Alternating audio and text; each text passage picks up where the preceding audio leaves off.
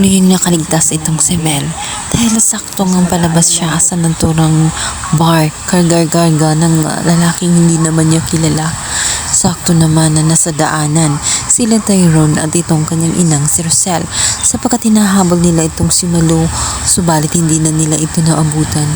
Bagkus ang naabutan nila ang anak na nawawalan ni Roselle, ngunit wala siyang kamalay-malay at siya pa mismo ang nagligtas nito mula sa tiyak na kapahamakan na kagagawan nga nitong si Bea. Tuluyan nakaligtas si Belle. Wala siyang alam kung anong nangyayari sapagkat pinainom siya ng pampatulong at halos hindi pa siya makatayo ng maayos at wala pa rin siya sa tamang katnanuan noon hanggang sa tuluyan siyang gumaling nang dinala nga ni Tyrone.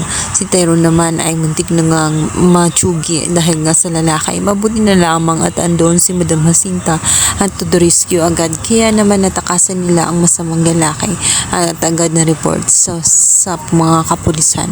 Subalit ngayon ay malaking tanong pa rin dito kay Belle kung paano nangyari sa kanya ang ganoong bagay. Gayong gusto lamang naman niya na i-please ang kanyang mami at matuwa ito sa kanya. Ngunit ang hindi niya alam ay pinaglalaroan lamang siya ni Bea dahil ginagamit siya ni Bea para makaganti mula sa mga magulang niya, sapagkat alam na nga ni Bea na ang mga magulang niya ay si Chris at itong si Roselle. At kaya pala noon pa man ay wala na talagang amor itong si Bea pagdating nga dito kay Belle. At ngayon alam pa niya ang katotohanan ay mas lalong nagingit-ngiti siya sa galit nang malaman na si Belle ay produkto ng kataksilan nga nitong si Chris. Mga bagay na noon pa man ay hindi na niya maibibigay sa naturang asawa dahil nabaog siya mula ng makunan.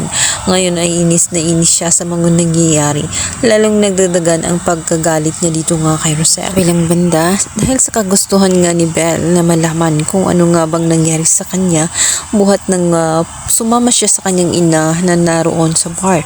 Nagtaka lamang siya sapagkat hindi man lamang siya tinulungan nga nitong si Bea nung mga time na may taong dumukot sa kanya, hindi siya niligtas at pinagtanggol.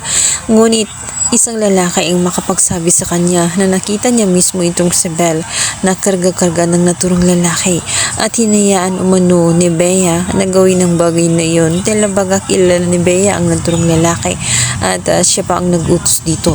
Kaya dito niya naisip na may kinalaman si Bea kung bakit nangyari sa kanya ang bagay na iyon sa bar. May pinaplanong masama itong si Bea.